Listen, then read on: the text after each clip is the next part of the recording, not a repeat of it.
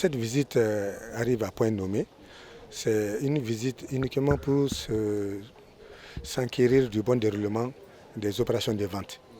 Sinon, ces opérations de vente ont commencé il y a un peu longtemps, mais le ministre a décidé de prendre 6 jours dans son emploi du temps et de venir s'enquérir du bon déroulement des opérations.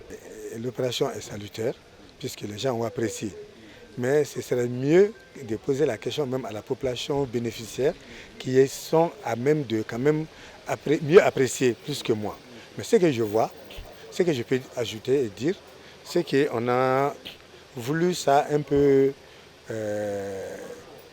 vraiment inclusif et pas trop exhaustif. C'est-à-dire c'est la population même qui est impliquée dans ce processus de vente. C'est une première, comme on dit. On a fait une première opération, on a tiré les enseignements, on a compris qu'il vaut mieux impliquer la population elle-même, bénéficiaire, pour vraiment faciliter ces opérations. Cela consiste en quoi?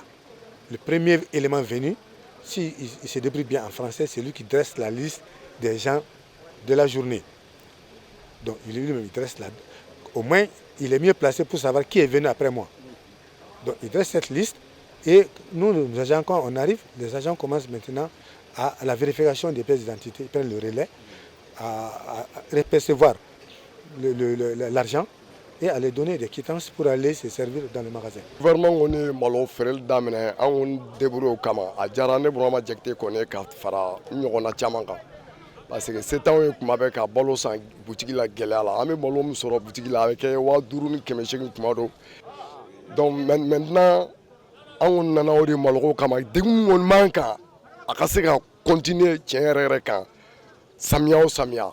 Vous savez, pour rappel, l'aide japonaise qui consiste donc à mettre à disposition du Mali, comme je viens de le dire, qui est destiné à monétiser les frais issus de ces ventes sont positionnés dans un compte de contrepartie qu'on appelle co-géré avec la partie japonaise et à partir duquel aussi on finance des projets d'appui à la résilience, à la sécurité alimentaire, mais aussi des projets de développement qui peuvent provenir d'autres départements.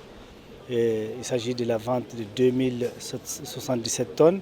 On estime que cette opération va continuer jusqu'à mi-octobre, qui est la période qui est estimée, comme vous savez, la période de soudure chez nous est estimée, la fin de la période de soudure est estimée à fin septembre, mais cette année, nous allons étendre cette opération de 2 semaines plus tard. Et c'est la période pendant laquelle on doit normalement observer un fléchissement des prix des céréales parce que les évaluations sur les résultats de la campagne agricole seront déjà disponibles à ce moment-là.